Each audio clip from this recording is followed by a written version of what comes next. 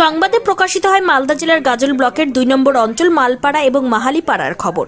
এই আদিবাসী গ্রামগুলির বেশিরভাগই পরিযায়ী শ্রমিক হওয়ায় শিক্ষা লাভ থেকে বঞ্চিত হচ্ছে শিশুরা। পঞ্চম শ্রেণী বড়জোর অষ্টম শ্রেণী পর্যন্ত পড়াশোনা করে কাজের জন্য পাড়ি জমাচ্ছে ভিন রাজ্যে, যার ফলে ওই সমস্ত গ্রামে এখনো পর্যন্ত একজনও মাধ্যমিক পাস ছাত্রছাত্রী নেই। খবর দেখে ওই গ্রামে যান গাজলের বিডিও সুদীপ্ত বিশ্বাস এবং অনগ্রসর সম্প্রদায় কল্যাণ বিভাগের আধিকারিক। মাটির দাওয়াতে বসে শুনলেন আদিবাসীদের কথা। দীর্ঘ সময় গ্রামে কাটিয়ে দপ্তরে ফিরে আসেন তারা। ওনারা উদ্দেশ্য আসছেন যে আমাদের গ্রামে কি কি সমস্যা, কি লক্ষ্মী ভাণ্ডার বা অন্য বয়স্ক ভাতা ওগুলো পাচ্ছে না, তার জন্য উনি এসেছিলেন, আমাদের একটু সাহায্য করলেন, করে দিলেন।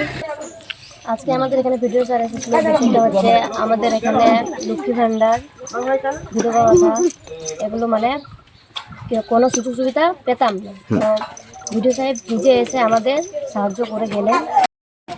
মিডিয়া হওয়ার পর আজকে সব দেখছি ভিডিও সাহেব এসেছিলেন, আমাদের প্রায় যেগুলো সমস্যা সেই সমস্যাগুলো জেনে গেলেন। আমরা তাদের কাছ থেকে মানে ওনার কাছে আমরা বক্তব্য রাখলাম যে আমাদের এই অসুবিধাগুলো পাচ্ছি না।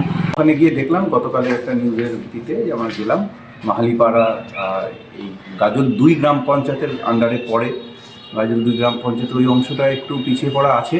ওখানে যারা অধিবাসী রয়েছেন তাদের বেশিরভাগই দেখলাম পরিযায়ী শ্রমিক হিসেবে কাজ করেন। তার একটা মূল কারণ দেখলাম যে 100 দিনের কাজ বন্ধ হয়ে যাওয়ার পর তাদের এখানে তো জমি জমা নেই, তারা ওর জন্য কাজের সূত্রে বাইরে থাকছেন এবং অনেক ক্ষেত্রে পুরো ফ্যামিলিই বাইরে আছে, যার ফলে বাচ্চা ছেলেরা বাবা মার সঙ্গেই বাইরে আছে।